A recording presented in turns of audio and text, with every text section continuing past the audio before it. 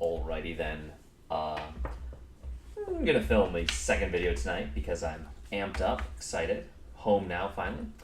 And yeah, this is round two against Jithia Sajeevan. I think I'm saying her name right. She was Jithia was Jithia. Was pretty nice. She was I guess the foibles about this character were that when we were playing, she spent the whole time playing with her hair. So I wondered while we were playing if she was more interested in her hair or the chess game. But yeah, part of her brain power was on her hair, and it served her well. She played a fantastic game. Other than that, this is round two. So this was Saturday morning, 11 a.m. I had talked in the first round, the first video, about my sleep schedule, and I will say after the driving there, not really getting much sleep on Friday, I got even less sleep on Saturday. So I was a zombie on Saturday. For the record, on Sunday I found it was fresh. I finally got some sleep, and I think I played a lot better. But I'm kind of a zombie at the board, not having slept much, and I was like, all right, like, what you got? Jithia is 1661. She gained rating in this tournament. She did very well, and she's young, so clearly improving. Otherwise, when we analyzed, it was pretty solid. It was nice to go over the game with her. Again, I think I mentioned I went over the games with 3 out of my 5 opponents, and she was one of them. The only other thing I'll add is that this game, in her analysis, and this is kind of funny, I was talking about this with my friend Ryan. Again, we analyzed all the games together. The concept of luck in chess, and there really is a lot of luck in chess because there's a lot of key spots. This game became quite tactical. And in the analysis, she kept saying, yeah, I didn't realize I had this, and then it was my move to play, and I just realized I had a better move, and then I played it. And that happened like 4 or 5 rounds in a row, where she ends up playing like the most active, best computer line, which is really outstanding. But she basically was like, yeah, I didn't see any of this. And basically, and like maybe she was being humble, but in my experience, people don't really like lie about that. They're pretty honest, like, why would you lie about that? So this was probably a game where, to be honest, and again, I'm not saying I lost, although I'm definitely setting the plate as though I lost, that I think I definitely got unlucky this game. Might mean I didn't win, and that she found some drawing lines, so you have to stay tuned. Of course, everything I've said so far about how tired I am, how exhausted, how she was, partially twirling with her hair, and yet still played it fantastically, and then she found these moves kind of luckily, so all that's suggesting that she won, but, I'm not saying she did. Other than that, I'm now 0 of 1, and for me to really have any shot at prize money, for these kind of fields and 5-round tournaments, you basically need to shoot for 4 points, so I basically need to run the table. If I win my 4 remaining games, I should win some prizes, and if I don't, I shouldn't expect anything. So, I had my work cut out for myself, I definitely had to strap on in.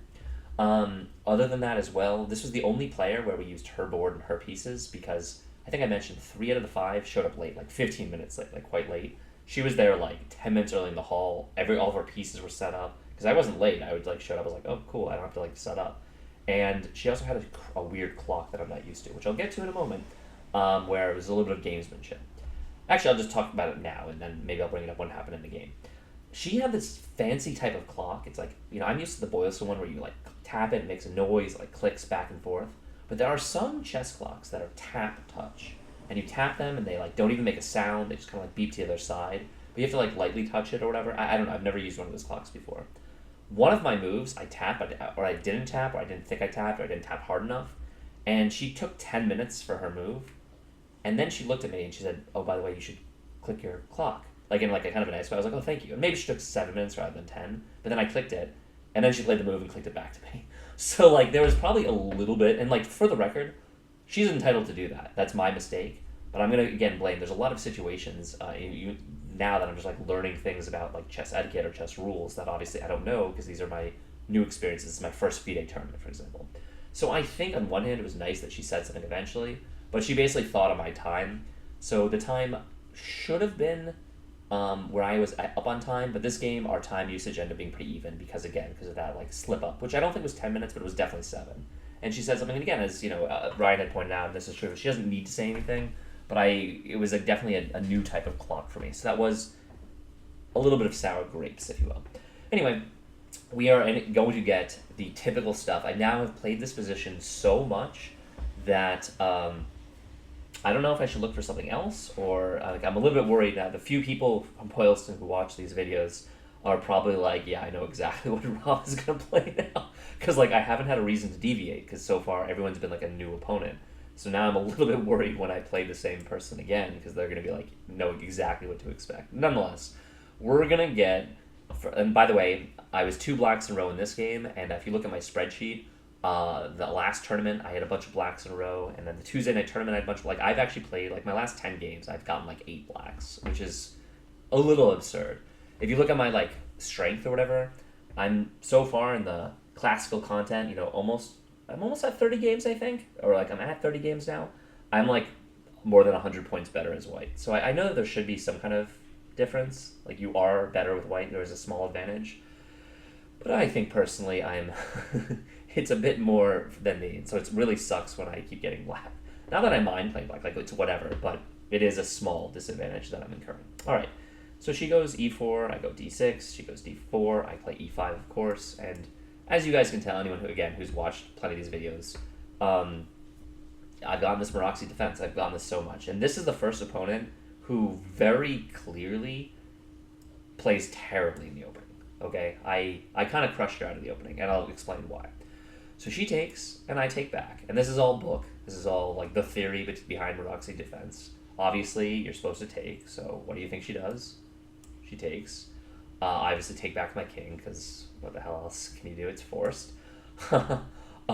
It's also, you know, it's the book line. Like, this is all very, very typical. And as you can tell, the moves that I face all the time, bishop to c4, that's a very natural spot. I see that a lot. Knight c3, see that a lot. All right. I also see, where do I see this bishop? I don't really see bishop d2 ever, actually. Yeah, and bishop e3. Thank you. That's what I'm saying. I see those 3 moves all the time. And I think all those moves are good. Okay? Against knight f3, I just play knight f6. And by the way, you see this as well. Those are the 4 moves that I see a lot in the Moraxi defense. Again, I've been practicing this online and so far over the board. Against the bishop here, I think I like playing my knight out or my pawn up. I think it's also okay to still play pawn to f6. When the bishop comes here, I know I want my knight here, so I can immediately look to trade.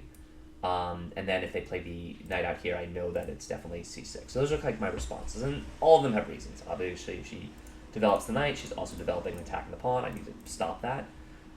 If she's swinging the bishop in here, then I need to stop the attack. So you push. If she goes here, I look to trade because her dark square bishop is starting with a 9. And if she goes here, I'm looking to restrict the squares. So that's the ideology. Again, and I'm used to those moves. However, after we trade, I take in king. Oh wait, no. So far, so good. She plays one, like the most common move I face. Knight f3, right. Attacking my pawn, developing her bishop, and again, as I said, f6 is the response. Obvious. All right, so we're in my wheelhouse here. However, she tanked in this position. Now, I know that she had never seen this position before, and again, as I said, the most often lines is you want the bishop here or here, knight here. Like, these are the ideas you see all the time. And I don't want her bishop here. I don't want her bishop there. I don't mind her knight here, for the record. However, she does h3, which is, frankly, a terrible move. If you look at opening theory, she said that she wanted to stop me from pinning, but that doesn't make any sense. My bishop is very clearly best on e6. That's where it has the most scope. I'm not pinning the knight to anything, so if I put my knight there, she could literally just move it. So this is just a wasted move in the opening. And when she played this, again, I was kind of a zombie, but I'm like, hell yeah, I've neutralized. And then I thought to myself, I did like this deep tank, probably unnecessarily so, but I spent at least 10 minutes. And again, these are super long classical games, so you have like, 110 minutes or whatever. So it's okay to spend 10 minutes in this spot. But I was like rubbing my hands together, like, holy shit, she's giving me either the ideal placement for my light square bishop or the ideal placement with my dark square bishop. And I thought, I didn't know which was more valuable, all right? It's funny the computer still wants c6, which is the common idea. It's crazy how strong that is. I don't do that. I play what I think is what is less likely to get, which is when they develop the light square bishop, it's harder to trade that off. So I play bishop e6, which is also one of the top moves. Like, it makes total sense. It's an excellent move. with the idea of, okay, I can always trade off these dark square bishops later with the same typical idea, but I can't always convert the light square bishop. And again, sometimes with light square bishop, you like chase it away, and that's where you get the queenside expansion. However, to my shock, and again, this is why like immediately from the opening I kind of was winning. This is why I don't really want to change my openings, because I'm kind of whipping people in the opening, to be honest. She then plays bishop e2, which is wrong. Like although apparently it's actually fine, but she's trying to develop her bishop. It's not that active. She's not developing her dark square bishop. So hey, look at what the computer wants. I'm playing the best move. So I immediately look at it. I spent 10 minutes, by the way, thinking I was only going to get my bishops on one of the two best squares, and I get both of them. So this is just an opening win. I blitz out because remember, I spent 10 minutes thinking which one I'd be able to get, and then I get them both. As soon as I play bishop c5, I know it's an opening win. This is exactly where your bishop belongs. This is exactly where the other bishop belongs. She is stuck where she does not have any real developing squares for this dark square bishop, and this is a very passive light square bishop. So I thought I was already better. According to the computer, because I get this, I guess just the function of black. It's not like I'm better. It's completely even, but it's a big win for black to be able to neutralize in 7 turns. Right. Anyway, when I play bishop to c5, she now plays knight c3, which is pretty typical. I mean, it's the common idea. I mean, this is where they're just developing the pieces, trying to get maybe queenside castling, that sort of thing. C6 is the natural response. I wait for that and then I play it. I know in like all these positions it's generally the best, or at least up there. Apparently there's some things like knight e7 and so forth, but I don't waste any time. This is the natural move to me, with the idea, of course, of just getting it in. And it's good, and it's solid. Now that she's cleared the way, she then castles, and I do my version of castling, which is up there as far as one of the top computer moves, which is I play king to c7. And the idea, of course, is now I'm opening the file. Once I get my knights in the game somewhere, I'm golden, and I have like pieces in harmony, and then I'm going to start to make progress. Probably attack on the queen side, probably. So, by the way, everything was like muchos bueno. She then tanks in this spot, and she finds the best move, by the way, so it was a good tank for her. And she plays a3. And I look at this and I think, oh, damn.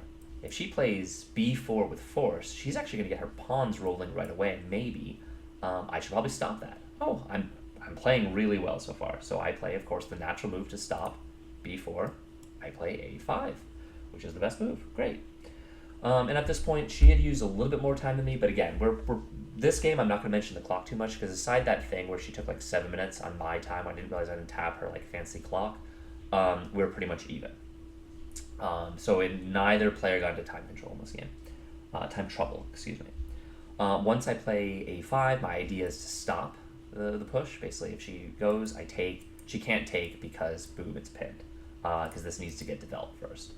So I thought, by the way, when I'm calculating, the whole time I'm like, okay, sure, certainly, like, I know her bishop is bad. If she goes here, I just trade, and she has double pawns. If she goes here, then she kind of seals herself with the open file. So I figured anywhere it's a win for me. So that's why I was pretty excited in the opening. However, she does something I was not expecting. And I don't know why I was not expecting this, but she plays the best move. She was a good player. She plays knight a4. And I sigh. And, okay. I make a really bad decision here. Very, very, very bad. My first instinct would have been the best move. My first instinct was, how bad is it really to let her trade her knight? In other words, the natural move is to develop my own bishop, or excuse me, my own knight to d7. And then if she takes, I just take back. And I have, in this position, like the aggressive knight, which is going to find some jumps, but I'm letting her develop her dark square bishop. And I thought, why should I let her develop this dark square bishop? It's her botched piece, and I can kind of screw up her pawn structure, and I think I'm better in that way. Plus, her knight, I thought, on a4 was kind of out of play. So I thought, my first instinct was the best move, knight d7, and then I say, wait, maybe I can retreat it. And the computer wants to retreat if you retreat to one of these squares for this diagonal. I thought I needed to retreat to one of these squares to always threaten f2, but also prevent her from developing her bishop. So unfortunately, without considering it too heavily, because I'm trying not to use too much time here, I blunder. And I know this is a bad move. It's the kind of thing where I played it and then I realized it's a bad move. And I hate when that happens.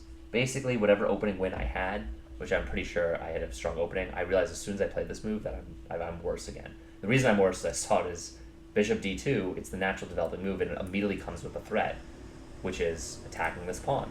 And then I'd have to do something stupid, like b6. Oh, they want to even go just directly b5, which doesn't make sense because I think she can just win the pawn then. But anyway, yeah, and so I realized that like I'm probably losing a pawn there, or at least the one advantage I have, which was kind of like the botched development with like this pressure, I don't have anymore. And so, to my shock though, she doesn't play it, and I know that was the best move. Like I knew that was going to be the best move. Instead, she took a long time on this, and she plays another move that's decent, but fourth best move, and it's clearly not the best move, is b4. And I did like a fist pump.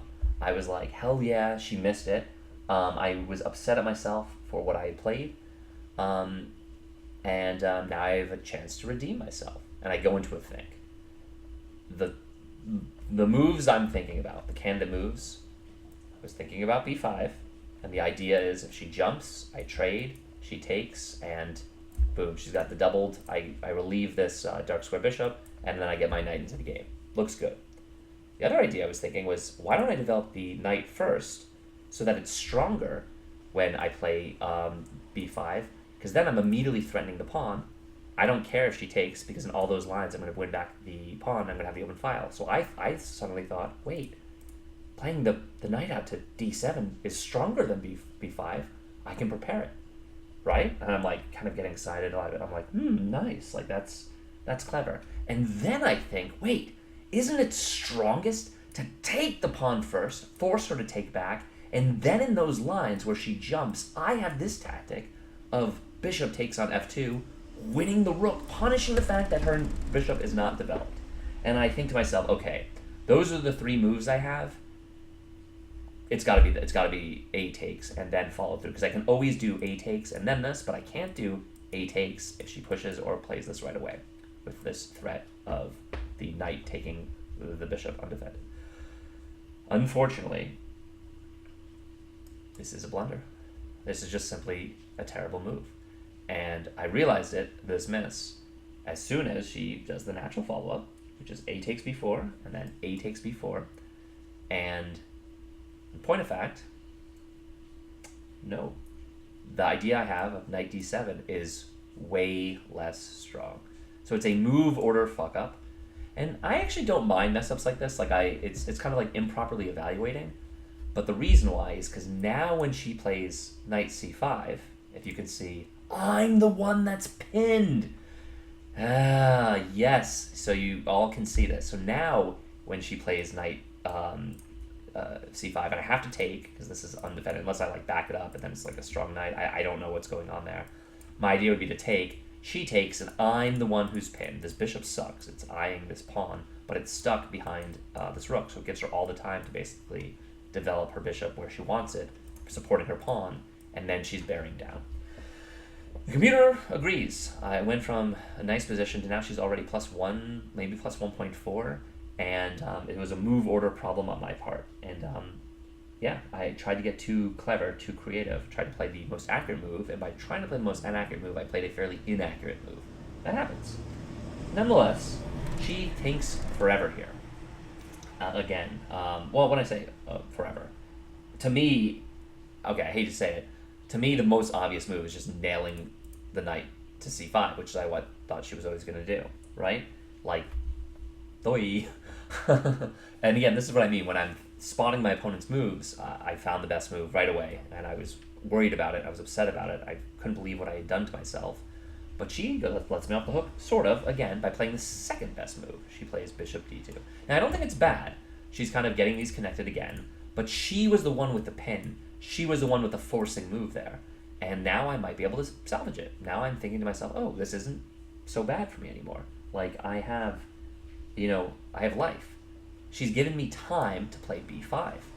And I go into the calculation again, and I say, okay, if I hit her with b5 here, I'm stopping the pawn. She jumps, I trade, she has to take, and yes, I'm pinned, but I'm going to be able to develop, and then I'm unpinning myself, and I'll be able to attack it. And I thought to myself, and if she moves that again, that's another tempo loss, tempi loss, if you will, and I can have the same plan of building up. And then I'm good. I basically have a very strong A file, and I'm basically attacking the queen side, so I suddenly like my position.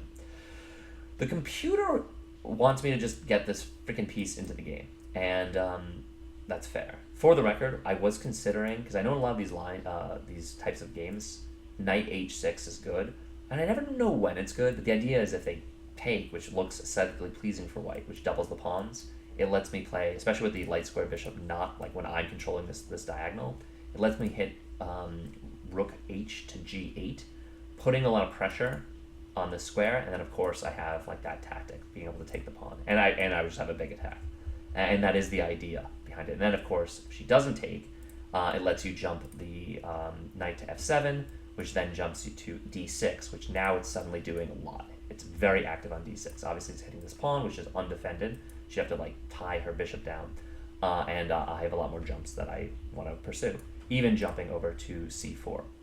Again, it's supported by this light square bishop. That's a lot of arrows, but hopefully you guys understand what I mean.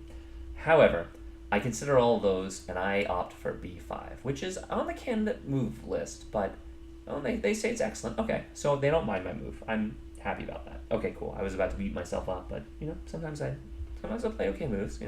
Not too bad. Again, trying to do the forcing line. She plays, and again, the whole time I'm calculating c5, knight c5, and this is what I mean. It's kind of annoying. She doesn't play it. She thinks for a while, and she plays the second best move, which is knight b2. She basically is keeping all the pieces on the board. And now I'm like, what is going on with this position?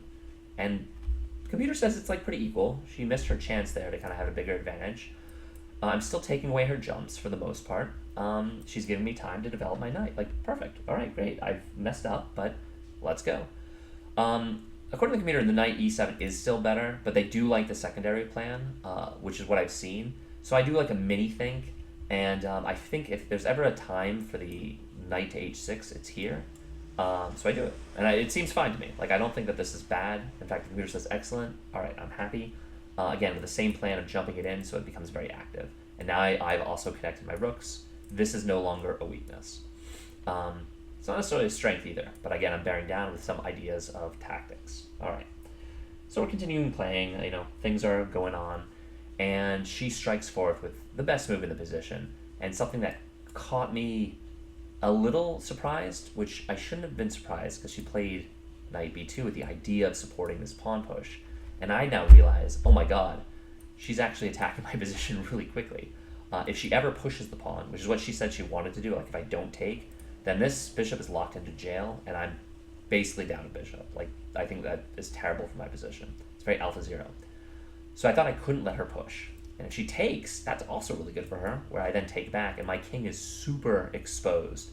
And without the queens, having the exposed king is a little less bad, but like every other minor piece is still on the board. So I thought that was terrible. So all of those things look terrible, so I thought the only thing I could do is b takes, which is the best computer move. So I thought I had to go b takes. Great. I pulled the trigger. It looks like bishop takes is slightly better than knight takes, and even taking ac1. Wait, what? Oh, and just taking the file, not taking right away. All those are lines. She jumps in, knight takes on c4, and yeah, I got a little bit of a quandary. My king's kind of exposed. She might, again, bear down, and I realized that she has more threats than that. Like, I could trade, but then I thought if she gets her own light square bishop in here, that maybe I'm in trouble. So I think, okay, let's stick to the plan. I need to get my knight over into the action. I'm not sure how strong her attack is here, but I know I need all my pieces. She doesn't want to make this trade, so I don't have the idea of like swinging the rook over. Fuck it. And I play the best move. I do play knight f7, the idea of recovering it. Looks like both of us so far are playing very well, by the way. I'm just realizing that now. Again, I went over all these games with a friend without the computer, and then we went over a few spots, but I actually have not done analysis like this on chess.com because I didn't have my computer in the hotel. I just had my phone, so it's never like the same. All right, well, I'm pretty happy that I actually played a pretty good game considering how tired I was for this one.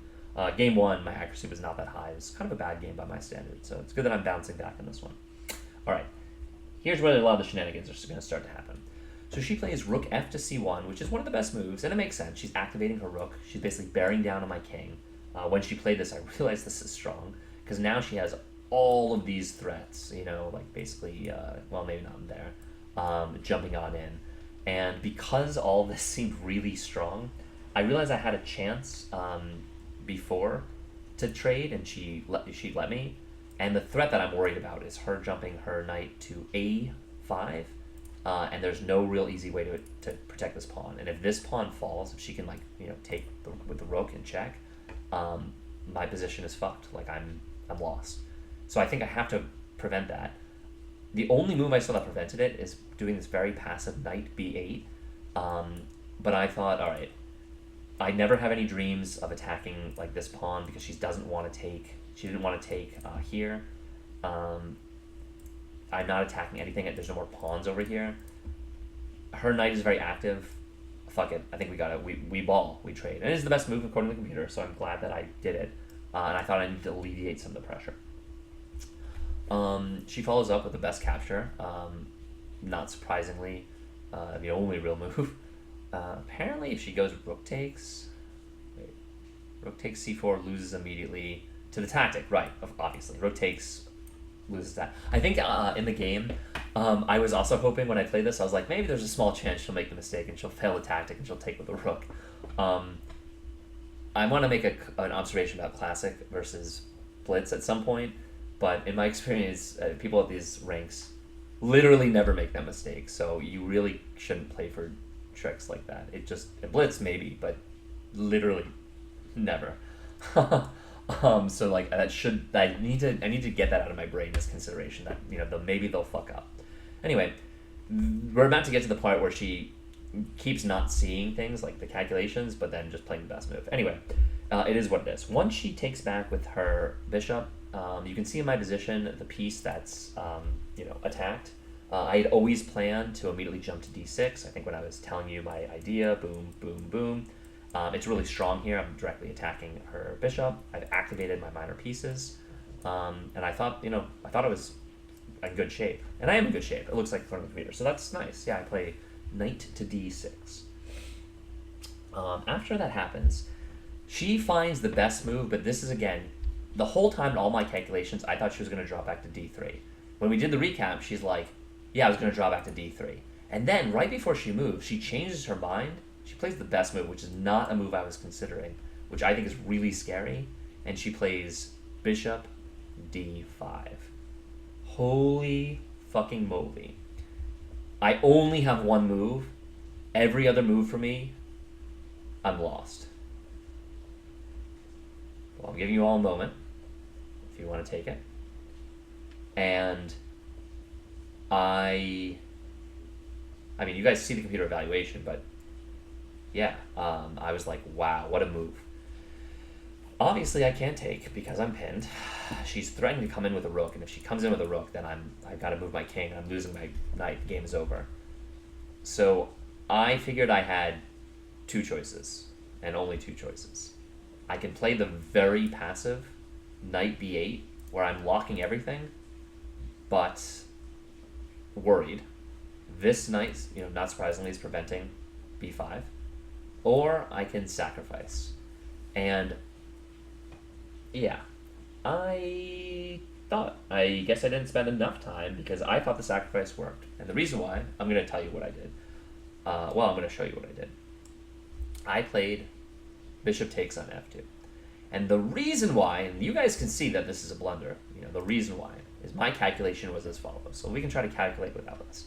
I figured take, and if she doesn't take for whatever reason, if she moves her king, then that's great for me. Like there's no way that she survives that. I just take, she takes, right? I'm up the piece, and even if she comes in and I have to give up the piece, I'm fine. I can retreat with my bishop. We're good. If she takes, oops, I still thought rook takes, she takes, we're fine. I take, she takes. I want to play that position. In fact, I thought I was winning. I had a more active king. We've neutralized, and then I can swing my last piece into the game, directly attacking, with the knights being very strong. What I didn't see was bishop takes, king takes, rook takes, not taking the rook, and rook takes pawn. And it's 2 pieces for the rook, and she has a really aggressive position, and this is terrible for me. Absolutely terrible.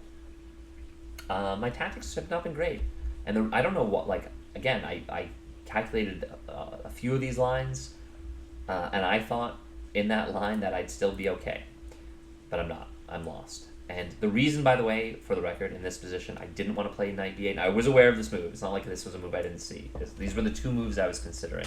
Is I thought the sacrifice led to a slightly winning position where I would end up using this pawn to take the d5, the wooden shield. And this is a wooden shield right now. And then I'd run my king up. I thought that was like winning. And I thought that was the best response for her.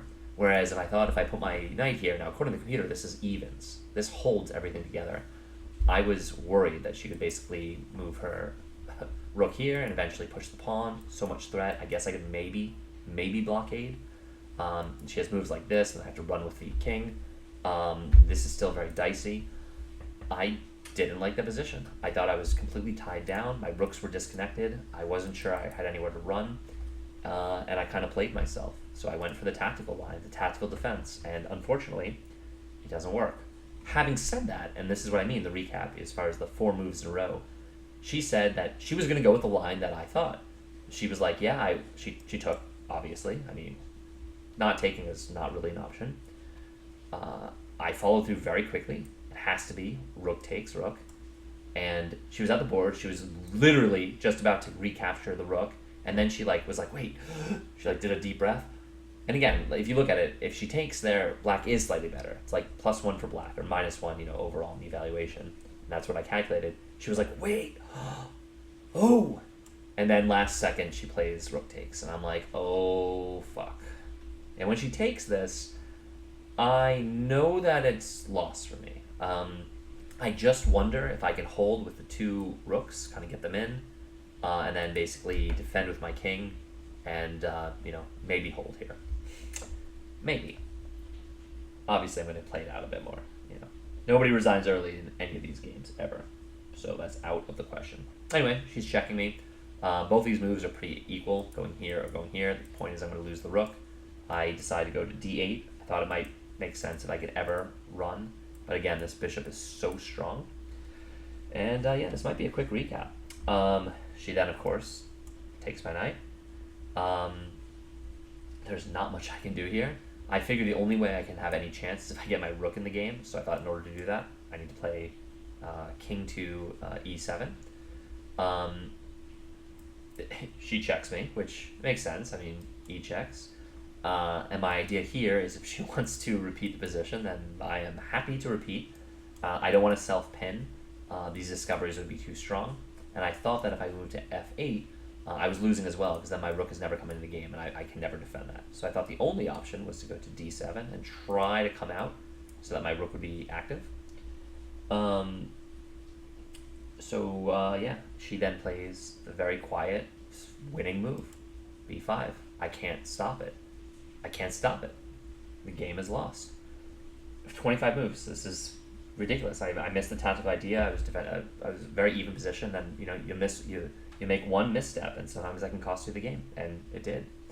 I sort of tried to defend, and again, she finds a tactic to end the game. Again, I'm going to say kind of luckily, because she kept saying, oh, I didn't see it until I was just about to make my move, and then I saw it. And it's like, okay. So none of these were like long-term calculations. It was all at the board, that move. And, that's not critical of that. That's great. But sometimes there is luck in chess. She then plays... Oh, and I was giving up this this file, because I figured with the check, I thought I always had... hold on, where are we? King c7 was played... No, it was not played. Okay. Alright, where are we? Let me scroll back here. Alright, over here, we got ourselves... where are we? Move 21. King takes f2. Yep. Rook takes a1. Yep. Rook takes c6 check. Oh boy, this is gonna hurt. King d8. Thought it was the only move. Rook takes d6. She wins my horsey. I'm in trouble. I play king c7 here. Oh, my idea, yeah, with king c7, so I'm gonna make this the main line. Yeah, there we go, promote, make this main line. Again, attacking, and if she just checks, basically we can just play, repeat the position, because I'm certainly never winning this anymore. She plays rook c6 check. So I go rook king d8. Apparently b8 is slightly better to, again, give her this discovery, but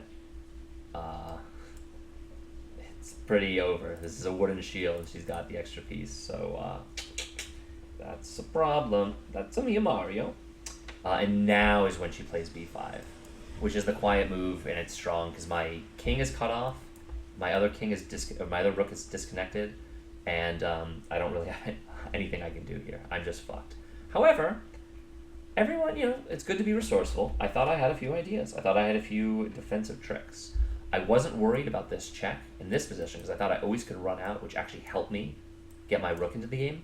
So I kind of wanted to induce it. So I thought I wanted to play rook b1, get behind the pawn, hope that she would play the check there, play up. I know she always has this check, but if I can then move my rook over, then I thought I had real holding chances. That was my ideology, or my thought processes, if you will. So 25, I play rook b1, and lo and behold, she does. She plays bishop a5 check. Now, unfortunately, it's the best move. Yeah, it's just the best move. I mean, what can I say? Bishop a5. I have to go to e7, only move. I do it. I play I play king e7. And yeah, she should have played. Wait, she should have played. Yeah, because this is covered. Right. That's the other reason I moved it behind, is I figured that I was covering the checking squares. She should have checked me again to block in my rook, and I did realize this was an inaccuracy on her part. So I thought she gave me some chances here. Again, people are people; they're not machines. So instead, she played b6. Which I thought lost ground, because now I can get my rook into the game. And I breathed a sigh of relief, and I thought, hell yeah. And I should apparently go rook b5, attacking this bishop. Okay. I thought I needed to seize the moment that she's not checking me and get my other rook into the game. Because I saw if she checks and I move over here, I have this move to knight to c5 that would be attacking her rook, but also threatening to basically win back the pawn. And I thought if I neutralize this pawn on the queen side, that actually this might be a hold for me. That's kind of what I was counting on, what I was hoping for. Hoping chess. Anytime I'm hoping in chess, it's because I'm losing, obviously. Anyway, she goes with the plan. She plays rook e6, check, which makes sense. I play the best move. I play king f8. And now I'm not so worried because my rook isn't here, so it's not in jail. So she was not completely accurate. And I did think that basically I was winning this back. Always good. She plays b7, so just totally in there. And yeah, when she plays b7, I throw in a check first, which is best move according to the computer. Thinking that maybe there's some lines where if her king is here or so, maybe she wanders in some kind of odd checks, not now, but thinking that it would make sense for her if her king was closer. It might give me some knight activity. I don't think it matters much, but that was my idea with my check. She plays king g3, and then from here, I played what apparently sacrificing the rook for the pawn and the bishop is the move. And apparently, plus 2-1 is terrible, but apparently if you sacrifice here, basically play this position 1, 2, 3, 4. 1, 2, 3. Trading the piece for the pawn. That's black's best chance, and it doesn't matter which rook you take with because it's always the same trades. And in retrospect, that's true. I thought knight c5 worked. The idea of boom, and then I could just simply take, but I missed a tactic that she found after I played this. bishop c7. And it's really strong. It's definitely the best move. It's a great move, in fact, according to the computer. And I did calculate this. I thought if I go rook b8 here, take, so she's no longer taking it, she would then take, and then I would then take, and we would basically have been traded the rooks, but I also would have won that pawn. She'd have the bishop pair, and okay, am I still holding it? Maybe not. But instead, when I do this move, instead of taking, like I expected, she plays bishop to d6, backwards check, gonna win my knight, and more, and I resigned from this position because there's zero chance I can ever do anything about it. And yeah, she beat me pretty soundly. I think again, Jithya played a phenomenal game. Let's save this. Hartford Open. And yeah, I regret. I mean, the one spot I regret is where is it? Here. I went for the tactical, what I thought was the tactical hold, but it lost. And I did see this as the passive b8. And if I play this where, knight b8, zeros, I'm fine. If the game would have gone on.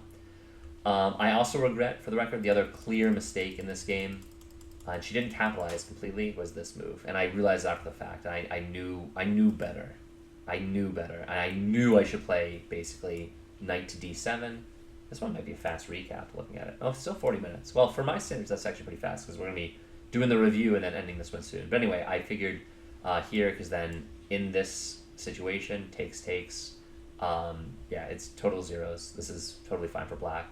In fact, if anything, I'm going to hit the file first, and of course, the e-pawn might fall. If that ever falls, black is super winning. In fact, computer art's already starting to like black's position more. Yeah, so those were the moves I regretted. Once these trades occur and I go for the tactical idea that doesn't work, I'm just pretty lost, so I don't regret anything from here. She found like a lot of the best moves. She was slightly inaccurate by letting me get the rook in, and maybe I should have sacrificed a piece for the pawn just to see if I could hold that. But at the end of the day, she deserved the dub. This was the only game of the tournament that like I thought the first game, I mean, as you guys saw when I just dropped the piece, I thought I was robbed. I should have won that game. I felt like such an idiot. This game I didn't feel like an idiot. I felt like the better player won, or at least better that day. Who knows? But yeah, she played. When I did it on my phone, she had a north of 90 accuracy. An 81% is again slightly lower than my standards, but not bad. Like it wasn't like a brutal game. I was better than the previous game. So still exhausted and kind of building on the performance. I thought, all right, like only one way to go. I'm starting this tournament 0 wins, 0 ties, and 2 losses. Needless to say, I felt pretty bad. However, maybe I'll turn it around the next game. Maybe I lost all 5 games. You'll have to find out. Anyway, this is a shorter recap. Round 2 of the Hartford Open. Have a good one.